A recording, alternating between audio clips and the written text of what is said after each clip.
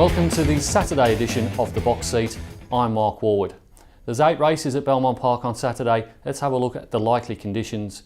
We're expecting a shower or two in Perth, top temperature of around 16 degrees Celsius. We're expecting to race on a soft 6 track with the rail in the 6 metre position. Race number 1 will get underway at 12:38. It's the Tab Touch Maiden over 1200 metres. The horse we're going to look at in replay is number 5, Excellent Jerry, finishing 3rd of 12 at Belmont Park on the 19th of August. Bit of a bumping duel. It gets to the outside into clear air, and then Prince Hal further back Cricket into house. Excellent Jerry's got the lead. Severio is coming down the outside with a good run though, and Multiverse is there in the centre as well. So it's Multiverse hitting the front with Severio giving chase on the outside. Multiverse has got the lead though. Severio can't get it. Then Excellent Jerry, followed by Lighthouse Rock, but it's Multiverse. Multiverse for Crispin and Whiting. They're a pretty... Excellent Jerry led at a faster than benchmark tempo on a return 2 weeks ago before compounding late in the straight. Her PB occurred in tandem with William Pike over 1200 metres at Ascot Racecourse in April. She goes on top. Other horses worth considering: number 3, BLOOMY'S is a relative of listed winner Do You Dare and a familiar face at Belmont Park over the last few months in Jatumi. He's had 4 barrier trials and he won the 3rd of them when fitted with blinkers, and he does debut in the shades.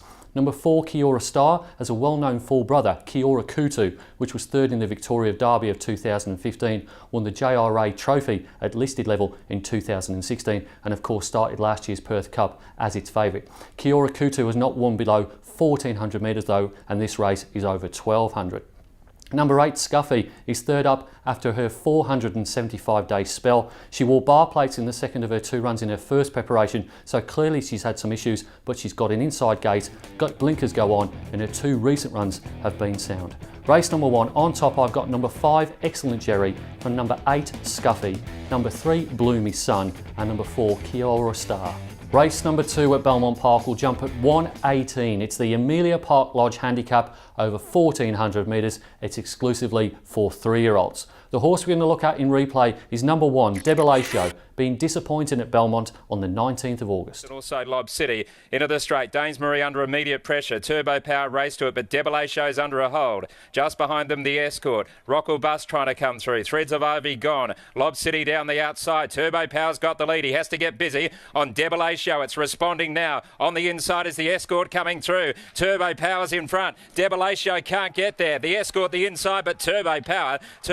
There's no getting away from the fact that Debilatio was disappointing on his first appearance since winning these WA size produce stakes on Good Friday. He failed to run down Turbo Power over 1300 metres 2 weeks ago, and the form of that race isn't working out all that well. Number 2, Lob City, ran the fastest final furlong in that race, and she did likewise in one of her other 2 runs over course and distance. It is quite possible she's better suited to 1300 metres than 1400 metres. My on top selection is going to be number 3, that's Rebellion Air. Broke his maiden when taken out a midweek race at Belmont Park 10 days ago over 1200 metres. He may not be a world beater, but he does profile as a likely improver over 1400 metres, and of course he retains the services of William Pike. On top in race number 2, I'm going to go with number 3, Rebellion Air, to beat number 1, Debilatio, 2, Lob City, and number 6, Blue Horse.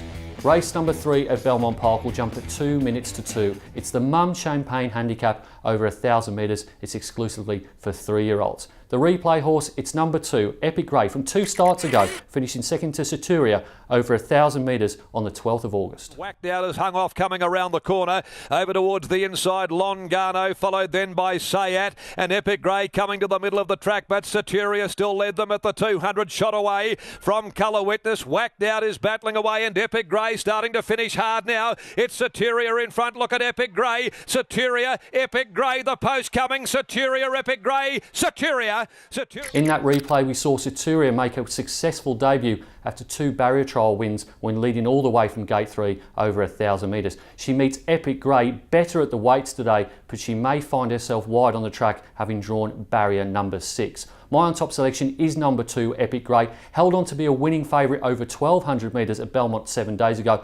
Lindsay Smith drops him back to the 1000 metre trip, over which he almost ran down Saturia in the video when he had a wide gate. Certainly goes on top here. I like the fact he's back to 1000 metres. Other horses worth considering: number 8, Colour Witness, was in the hunt for a long way when she debuted 3 weeks ago ultimately finishing third in the replay race. She may not have what it takes to turn the tables on those runners, but she is worth considering in the exotics. And number 1, Whacked Out, underwent a dynamic endoscopic examination following track work that revealed he'd flipped his palate. A noseband goes on, an alternative tongue tie is fitted as he tries to find his listed winning form from back in March. My on top selection in race number 3, it's a competitive affair. I'm going to go with number 2, Epic Grey, from number 3, Saturia, number 8, Colour Witness, and number 1, Whacked Out. Race number 4 at Belmont Park will jump at 2:38. It's the James Bogues Premium Handicap over 1200 metres. The replay horse, it's the top one. Number 1, Atlanta Blue, finishing 3rd of 11 on the 19th of August at Belmont Park. Back in the centre is Fire Detonator, and then came Rare Selection. In front, Chasing Chaos. Cash on Callers raced up. Oh, Pinson got badly tightened up. Joining in is Atlanta Blue. Young Gina's trying to wind up as well. And Duke Hazard is down the outside. Chasing Chaos has got the lead. Pinson with the inside run. Chasing Chaos in front from Pinson. Atlanta Blue is late, but Chasing Chaos.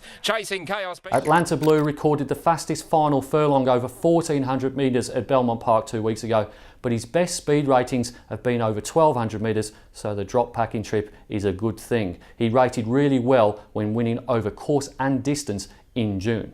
Other horses to consider: number 3, Prize Catch, disappointed when ridden close to the speed over 1650 metres at Belmont Park 3 weeks ago. Dropping back to 1200 metres may not be ideal following 2 runs over a mile, but it is the trip over which he has run best. Number 6, Invincible Warrior, went down by a narrow margin over 1000 metres at Belmont Park 2 weeks ago in a race that rated quite well. His 1000 metre numbers are better than his 1200 metre ones, but clearly Jim Taylor thinks he will get the trip. And number 9, Jupiter Rising, certainly one of the most consistent gallopers from a ratings perspective in WA, and while he went close to winning over 1300 metres at Belmont Park 7 days ago, his PBs occurred over 1200 metres. Race number 4, my on top selection is number 1, Atlanta Blue, from number 6, Invincible Warrior, number 9, Jupiter Rising, and number 3, Prize Catch.